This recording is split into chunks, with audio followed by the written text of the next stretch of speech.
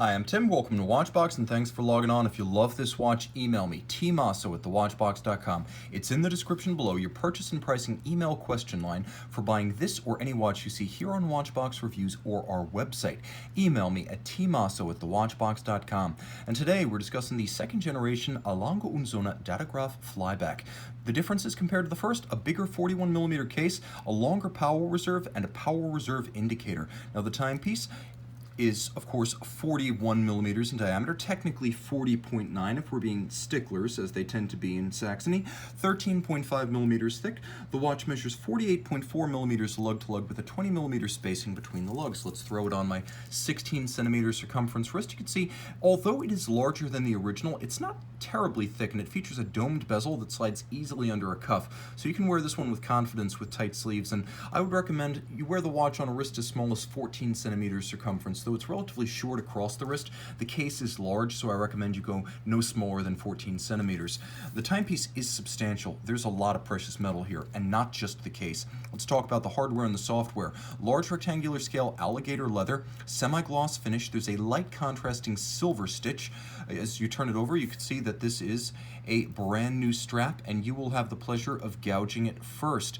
As you can see, the timepiece is equipped with a pin buckle, platinum, like the case. You can see it features a media blasted Lange engraved logo, and then there are facets outside, all high polish, and then there are a few features that I like to call out because they're thoughtful. First, the elevated bridge over the prongs so that the strap sits inside the buckle rather than under it, stacking up on the wrist, not a problem here. There's also a retaining bar inside the strap, or inside the buckle, I should say, for the strap. If you use the smallest hole, you're like me with a small wrist, or you even make a smaller hole, sometimes your watch can get pinned on the pin, so to speak. So with Lange, there is this retaining bar internally so that the strap doesn't get pulled too tightly onto the pin, and you're able to extricate it from your wrist, your smaller wrist.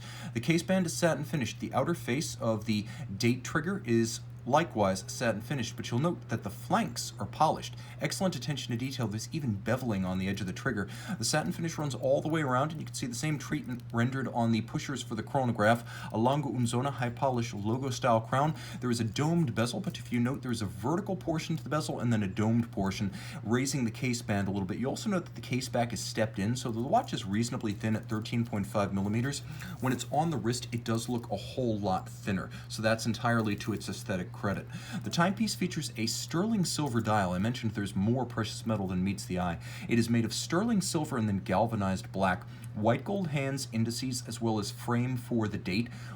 The watch also, let me just make sure it's past the date change zone, features a wonderful push-button mechanism for cycling the date, and it is an absolute pleasure as it's as crisp as a fine column wheel chronograph, which this watch happens to be. But press the reset restart trigger down at 4 o'clock. It is also a flyback chronograph, so you can reset and restart to time events that happen in rapid succession. Of course, there is a hacking or stop seconds function and a power reserve indicator for the 60-hour power reserve, up or down, it reads in German, down at 6 o'clock. There is a flange outboard with a meters calibrated tachymeter for gauging the speed of objects over, say, a fixed kilometer. That's what the tachymeter is for. At center, you'll note alpha-style hands in white gold loomed, and then there are silver registers sunken into the dial with a concentric circular guilloche or azurage. Manual wind, 60-hour power reserve, caliber L9516, the sixth iteration of Lange's legendary chronograph movement that first bowed in the Datograph 1 in 1999.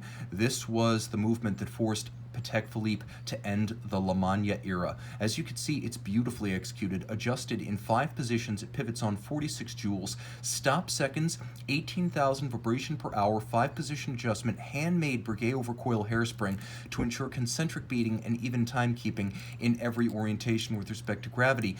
Lateral clutch, fully jeweled, and a column wheel. The action is incredibly crisp, and you can see that it is a fully jeweled lateral clutch. No bushings used there. 30 meters water resistant. Okay, it's not perfect, but everything else is working for you. The timepiece featuring a blinding array of blues, violets, golds, silver, honey, and of course, the timepiece with incredible depth, the honey-colored bridges and plates being German silver, the material copper, zinc, and nickel, effectively tarnish resistant and resistant to oxidation, so it needs no rhodium plating, which is why you see the golden copper tones. You also see quite a good deal of German style finishing, a style which we call German now but was really pioneered by Lange in the modern era back in the 90s. Freehand engraved half bridge for the balance, no two are exactly alike.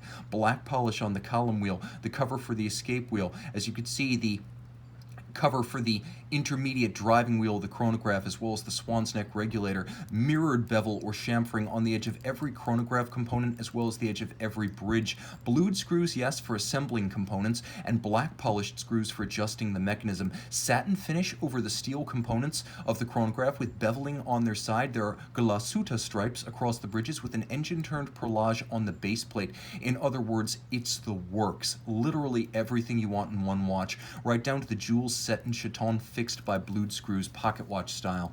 Email tmosso at thewatchbox.com to own the definitive Lange Sohne chronograph. And I'm back with the Datograph Flyback by Night.